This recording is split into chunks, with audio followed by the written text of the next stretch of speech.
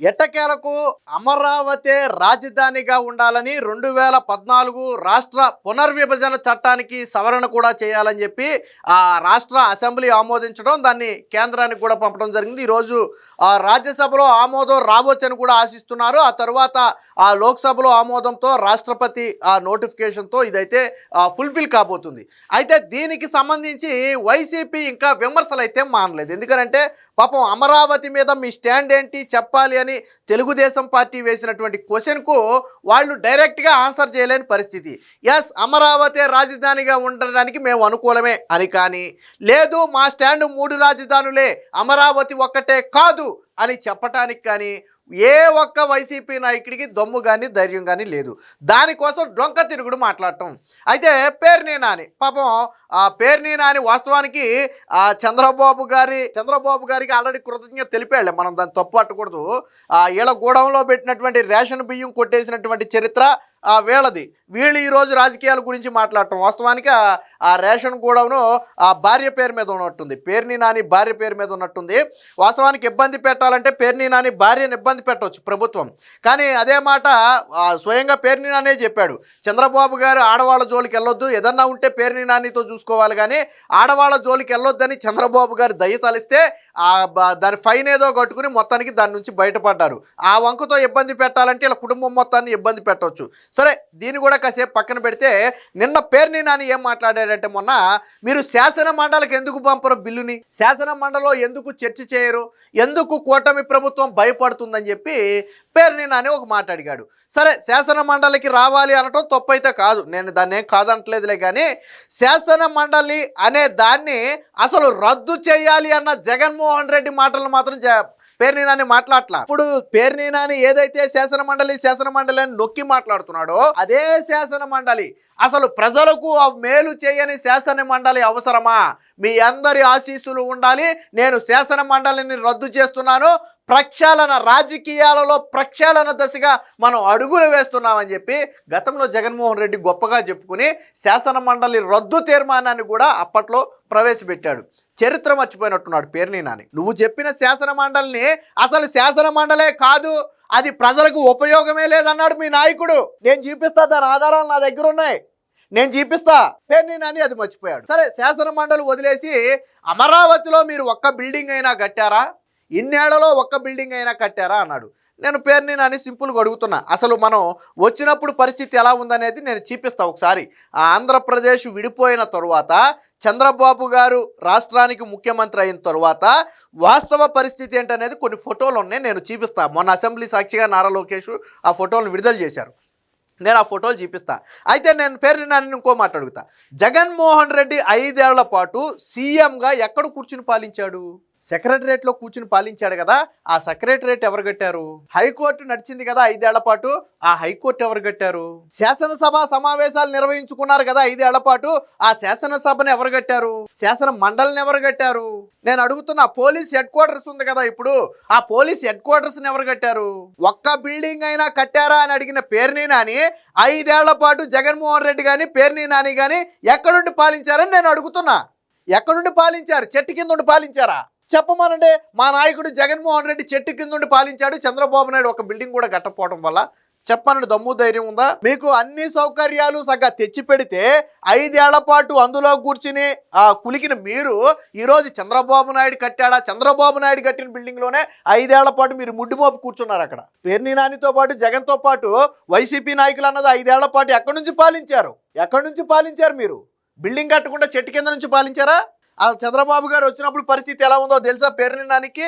చంద్రబాబు గారు వచ్చినప్పుడు పరిస్థితి ఏంటో పేర్ని నానికి తెలుసా? నేను చూపిస్తా, చూడండి. ఇది నారా లోకేష్ గారు విడుదల చేశారు, ఒకసారి ఫోటో చూడండి.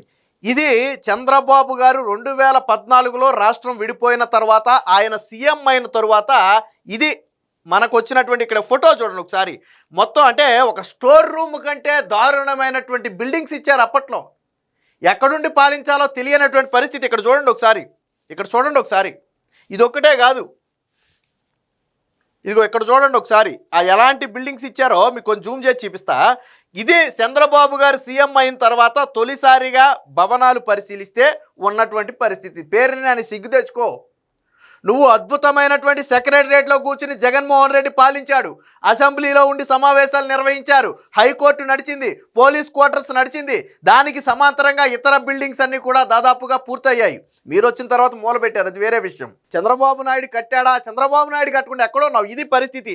ఈ పరిస్థితి మీకుందా? చంద్రబాబు గారు వచ్చినప్పుడు కుర్చీ వేసుకుని కూర్చోవాలంటే కుర్చీ ఎక్కడ వేసుకోవాలో తెలియదు ఆయనకి. హుదూద్ తుఫాన్ వచ్చినప్పుడు బస్సులో ఉండి హుదూద్ తుఫాన్ మొత్తాన్ని కంట్రోల్ చేసినటువంటి చరిత్ర అయింది. మీరు ఈరోజు చంద్రబాబు గారి గురించి మాట్లాడుతున్నారు. అసలు ఏం మాట్లాడాడు చూడండి ఒకసారి. పేర్నినాని రెండో విడత పూలింగ్ కోసమే ఈ నాటకం. రాజధాని చట్టబద్ధతకు మండలి ఆమోదం వద్దా?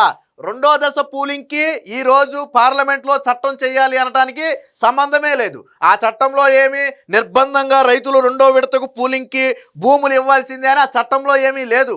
కొద్ది బుర్ర పెట్టి మాట్లాడాలా. రెండో విడత పూలింగ్ అనేది ఆల్రెడీ స్టార్ట్ చేస్తున్నారు. దానికి రైతుల నుంచి కూడా అగ్రీ ఉంది. అంటే వాళ్ళ భయం ఏంటంటే మళ్ళీ జగన్మోహన్ రెడ్డి లాంటి వ్యక్తి వస్తే అలా ఆల్రెడీ ఇప్పుడు రైతులు ఎలా అయితే ఇబ్బంది పడుతున్నారో అలా మేము కూడా ఇబ్బంది పడతామనే ఒక భయం తప్ప భూములు ఇవ్వడానికి వాళ్ళకేం అభ్యంతరం లేదు. 58 రోజుల్లో 35,000 ఎకరాలు ఇచ్చినటువంటి చరిత్ర. ఒక పోలీసుని వాడలేదు, ఒక లాఠీ చార్జ్ చేయలేదు, ఒకరిని భయపెట్టలేదు, ఒకరిని బెదిరించలేదు. 35,000 ఎకరాలు రైతులు స్వచ్ఛందంగా ఇచ్చారు. కాబట్టి చంద్రబాబు గారి మీద నమ్మకం ఉంది వాళ్ళకి ఇవ్వటానికి. కానీ జగన్ రెడ్డి లాంటి ఒక వ్యక్తి వస్తే, ఒక నియంత వస్తే మా పరిస్థితి ఏంటనేది వాళ్ళ భయం.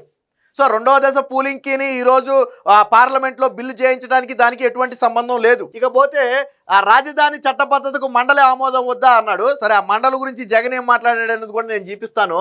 ఇదంతా ప్రజలను, అమరావతి రైతులను మభ్యపెట్టే పన్నాగం. 6 గంటల అసెంబ్లీ సమావేశం జగన్ని తిట్టడమే బాబు ఉద్దేశం. అందులో జగన్ ఎక్కడా తిట్టలేదే చంద్రబాబు గారు. జగన్మోహన్ రెడ్డి 5 ఏళ్లలో అమరావతి మీద, అంటే ప్రతిపక్షంలో ఉన్నప్పుడు మాట్లాడిన మాటలు, అధికారంలో ఉన్నప్పుడు మాట్లాడిన మాటలను ప్రజెంట్ చేసి చూపించారు. అదేమి తిట్టడం కాదే. జగన్మోహన్ రెడ్డి మాట్లాడిన మాటలనే చూపించారు. జగన్మోహన్ రెడ్డి మాట్లాడిన మాటలు కాదు అని నువ్వు చెప్పగలదువా? పోనీ అసెంబ్లీలో వాళ్ళు ప్లే చేసి చూపించినటువంటి వీడియో జగన్ మాటలు కాదు, AI ద్వారా చేశారని ఏమైనా చెప్పగలవా? కాదు కదా. అమరావతికి న్యాయం చేసింది జగనేనంట. ఇది ఈ మొత్తానికి, ఈ న్యూస్ మొత్తానికి హైలైట్ ఏంటంటే అమరావతికి న్యాయం చేసింది జగనేనంట. ఎలా చేశాడు న్యాయం? అంటే ఒక రైతుకి భూమి ఇచ్చాడా? ఒక రైతు, అమరావతి రైతులు 5 ఏళ్ల పాటు రోడ్డు పక్కన టెంట్ వేసుకుని అమరావతికి న్యాయం చేయాలని జగన్మోహన్ రెడ్డిని వేడుకుంటే కనీసం ఆగి ఒక్కరోజైనా ఏంటి మీ సమస్యని పలకరించాడా? ఏం చేశాడు? అమరావతి రైతులకి ఏం చేశాడు? అమరావతిని శ్మశానం అన్నాడు, ఎడారి అన్నాడు, వరదలు వస్తే మునిగిపోద్ది అన్నాడు, ఆ భూమిలో భవనాలు నిలబడవన్నాడు, ఇంకా అమరావతిలో ఇన్సైడ్ ట్రేడింగ్ అన్నాడు, చంద్రబాబు నాయుడు దోపిడీ అన్నాడు. అమరావతికి న్యాయం చేశాడా? ఏం చేశాడు న్యాయం? అమరావతికి న్యాయం చేశాడంట. వెస్ట్ బైపాస్ తెచ్చింది గుంటూరు విజయవాడలో అమరావతిని లింక్ చేశాడంట. ఎక్కడ లింక్ చేశాడో నాకైతే తెలియదు. గుంటూరు విజయవాడని అంటే ఒక నేషనల్ హైవే వస్తే అది కూడా జగన్మోహన్ రెడ్డి క్రెడిట్గా చెప్పుకోవడమే. సెల్ఫ్ ఫైనాన్స్ రాజధాని అన్నారు, అప్పులు కుప్పగా మార్చారు. జగన్మోహన్ రెడ్డి అక్షరాలా చేసినటువంటి అప్పు 10 లక్షల కోట్ల పైనే. అధికారికంగా శాసనసభలో చంద్రబాబు గారే దాదాపు 7.5-8 లక్షల కోట్లు వివరాలు వెల్లడించారు. ఇప్పటి వరకు మాకు తెలిసిన అప్పులు ఇవి అని చెప్పి ఆయన చెప్పారు. మరి జగన్మోహన్ రెడ్డి పోని 3 రాజధానుల్లో ఎక్కడైనా ఇటుక వేశాడా? జగన్ కూడా అప్పులు చేశాడు. సరే, చంద్రబాబు గారు అప్పులు చేశారని నువ్వు అన్నావు కదా, ఓకే. జగన్మోహన్ రెడ్డి అప్పులు చేశాడు, దాదాపు 10 లక్షల కోట్లు అప్పు చేశాడు. 3 రాజధానులు అన్న 3 రాజధానుల్లో కర్నూలులో కానీ, వైజాగ్లో కానీ, అమరావతిలో కానీ ఇటుక వేశాడా? రుషికొండ మీద 500 కోట్లు పెట్టి బిల్డింగ్ కట్టుకున్నాడు. దాని గురించి మాట్లాడట్లా నేను. వేశాడా? వేయలేదు. కానీ చంద్రబాబు గారు సెల్ఫ్ ఫైనాన్స్ ద్వారా, అంటే అమరావతికి చంద్రబాబు గారు వచ్చిన తర్వాత బ్యాంకుల నుంచే దాదాపుగా 20,000 కోట్లు వచ్చినాయి. ఏది కేంద్రం అయితే కావచ్చు, ఇతర బ్యాంకులు అయితే కావచ్చు, అమరావతికి 20,000 కోట్లు సాయం చేసినాయి అమరావతికి. సో సెల్ఫ్ ఫైనాన్స్ ప్రాజెక్ట్ అంటే అదే. భవిష్యత్తులో అమరావతి డెవలప్ అయితే అది ఆర్థికంగా ఉపయోగపడద్దు అన్నప్పుడు ముందు పెట్టుబడి పెడతారు ఎవరైనా వచ్చి. చంద్రబాబు గారు చేసింది అదే. మీరు అప్పుల గురించి మాట్లాడతారు, మీరు చేసిన అప్పులకు వడ్డీలు కట్టడానికి ఇబ్బంది అవుతుంది. ఇప్పుడు అమరావతిలో పేదలకు స్థానం లేకుండా చేసింది మీరు కాదా అంట. అమరావతిలో పేదలకు జగన్ ఏమైనా చేశాడా? జగన్మోహన్ రెడ్డి ఏం చేశాడు? ఇల్లు కట్టుకోగానే తన ఇంటి చుట్టూ ఉన్న పేదలను ఖాళీ చేయించాడు. అవునా కాదా? జగన్మోహన్ రెడ్డి ఇంటి చుట్టూ ఉన్నటువంటి పేదల ఇళ్ళు జగన్ ఖాళీ చేయించాడా లేదా? చంద్రబాబు గారు ఇంటి చుట్టూ ఉన్నటువంటి ఏ ఒక్క వ్యక్తినైనా ఎప్పటి వరకు ఖాళీ చేయించారా? ఆయన 2 సార్లు సీఎం అయ్యాడు నవ్యాంధ్రప్రదేశ్కి. 2 సార్లు అక్కడే ఉన్నాడు ఆయన. కానీ ఏ ఒక్కరిని ఖాళీ చేయించలేదే. మరి జగన్ పేదల ఇళ్ళు ఖాళీ చేయించినటువంటి చరిత్ర జగన్ది. తాడేపల్లి ప్యాలెస్కి పేదల వాసన తగలకూడదు, వాళ్ళ నీడ కూడా పడకూడదనే ఉద్దేశంతో పేదల ఇళ్ళు ఖాళీ చేయించినటువంటి చరిత్ర జగన్మోహన్ రెడ్డిది. పేర్ని నాని చరిత్ర మర్చిపోయినట్టున్నాడు. ఇది ఒక్క కార్యాలయమైనా కట్టారా? రైతులకు ఇప్పటికీ ప్లాట్లు ఇవ్వలేదు. ఒక్క కార్యాలయమైనా కట్టారా అన్నదానికి నేను ఇందాక సమాధానం చెప్పా. జగన్మోహన్ రెడ్డి పాలించిన సెక్రటరేట్ ఎక్కడుంది, అసెంబ్లీ ఎక్కడుంది, హైకోర్టు ఎక్కడుంది, ఆ పోలీస్ క్వార్టర్స్ ఎక్కడుంది, ఇవన్నీ ఎక్కడి నుంచి వచ్చాయి? జగన్మోహన్ రెడ్డి ఏమన్నారు సీఎం అవగానే రాత్రికి రాత్రి కట్టి పాలించాడా? లేదు కదా. చంద్రబాబు గారు వచ్చినటువంటి పరిస్థితి ఎలా ఉందో మీకు చూపించా ఆల్రెడీ. కానీ తర్వాత వచ్చి భవనాలు కడితే అందులో జగన్మోహన్ రెడ్డి ఉండి పాలించాడు. విచిత్రం ఏంటంటే అదే భవనాల్లో కూర్చుని చంద్రబాబు నాయుడు కట్టాడా? నువ్వు ఎందులో కూర్చున్నావు అయ్యా? 5 ఏళ్ళు ఎందులో కూర్చున్నావు? అందులోనే కూర్చున్నావు. చంద్రబాబు గారు కట్టిన బిల్డింగ్లోనే కూర్చున్నావు నువ్వు. రైతులకు ప్లాట్లు ఇవ్వలేదు అంటే రైతులకు ప్లాట్లు ఇచ్చే సమయానికి ప్రభుత్వం మారితే వాళ్ళని ఇబ్బంది పెట్టింది మీరు. రైతులకు ఇవ్వాల్సినటువంటి కౌలు ఇవ్వకుండా చివరికి వాళ్ళు కోర్టుకెళ్ళి తెచ్చుకునేదాకా కూడా వాళ్ళని వేధించింది మీరు. అమరావతి రైతులకు ఇప్పుడు ప్లాట్లు సరిచేసి ఇచ్చేస్తున్నారు. మీరు చేసినటువంటి విధ్వంసం నుంచి కోలుకుని తేరుకుని ప్లాట్లు ఇవ్వడానికి టైం పడుతుంది. అంతే తప్ప నిజంగానే కంటిన్యూషన్ ప్రభుత్వంలో ప్లాట్లు మీరు ఇచ్చుండుంటే ఈరోజు ఆ బాధ లేదు కదా. సో దాన్ని నాశనం చేసింది మీరు. తొలి విడత రైతులను దగా చేసి ఇప్పుడు మళ్ళీ పూలింగా తొలి విడత రైతులను చంద్రబాబు నాయుడు గారు దగా చేసి ఉంటే జగన్మోహన్ రెడ్డి హయాంలో రాజధానిని మార్చొద్దని చెప్పి అదే రైతులు ఎందుకయ్యా ధర్నా చేస్తారు? అదే రైతులు ఎందుకయ్యా జగన్మోహన్ రెడ్డిని వేడుకుంటారు? లాజిక్ లేకుండా మాట్లాడితే ఎలాగయ్యా పేరుని నాని? తొలి విడత రైతులు నిజంగా దగా చేసి ఉంటే మన అమరావతి రాజధాని అని కూటమి అదే నినాదంతో వెళ్తే చంద్రబాబు తిరస్కరించాలి కదా. పోనీ నువ్వు చెప్పిన అమరావతి ప్రాంతంలోనైనా సరే చంద్రబాబు నాయుడిని తిరస్కరించాలి కదా. రాష్ట్రం మొత్తం వదిలే, నువ్వు చెప్పిన అమరావతిలో తిరస్కరించాలి కదా. తిరస్కరించారా? ఎవరిని తిరస్కరించారు? జగన్మోహన్ రెడ్డిని తిరస్కరించారు. మరి చంద్రబాబు నాయుడు అన్యాయం చేస్తే జగన్మోహన్ రెడ్డిని ఎందుకైతే తిరస్కరిస్తారు? ఆ పేరుని నాని అంటే కొద్దిగా బుర్రబెట్టి మాట్లాడాలా. ఇదే శాసన మండలి గురించి వీళ్ళ నాయకుడు ఏమన్నాడు ఒకసారి చూపిస్తా చూడండి. ఈ పేరుని నాని అనుకుంటాడు చరిత్ర ఎవరికి తెలియదు అనుకుంటాడు. చరిత్ర ఎవరికి తెలియదు, దీని గురించి ఎవడు మాట్లాడడం అనుకుంటాడు పేరుని నాని. ఇక్కడ చూడండి, ఇది సాక్షిలో వేసినటువంటి హెడ్డింగ్. ఇది ప్రజలకు మేలు చేయని మండలి అవసరమా అని వైఎస్ జగన్ అన్నట్టుగా వేశారు. అదే వైఎస్ఆర్ కాంగ్రెస్ పార్టీ సోషల్ మీడియాలో జగన్ మాటల గురించి రాశారు. చూడండి ఇక్కడ, ప్రజా ప్రయోజనాల కోసమే మండలి రద్దు నిర్ణయానికి మీ అందరి ఆశీస్సులు కావాలి వైఎస్ జగన్ అని చెప్పి ఏపీ లెజిస్లేటివ్ కౌన్సిల్ అని చెప్పి ఒక హ్యాష్ ట్యాగ్ కూడా పెట్టుకున్నారు అప్పట్లో. అసెంబ్లీలో మండలి రద్దు తీర్మానాన్ని ప్రవేశపెట్టిన సీఎం వైఎస్ జగన్ మండలి రద్దుపై అసెంబ్లీలో ప్రారంభమైన చర్చ. నెక్స్ట్, ఎందుకంటే అప్పుడు ఎలాగ టీడీపీ సభ్యులు ఉన్న వాళ్ళందరినీ కూడా సస్పెండ్ చేసి పక్కన పెట్టడమే కదా. మండలిలో మా పార్టీ నుంచి ఎక్కువ మందికి అవకాశం కల్పించే పరిస్థితి ఉన్నా ప్రజా ప్రయోజనాల కోసం మండలి రద్దుకు నిర్ణయం తీసుకున్నాం.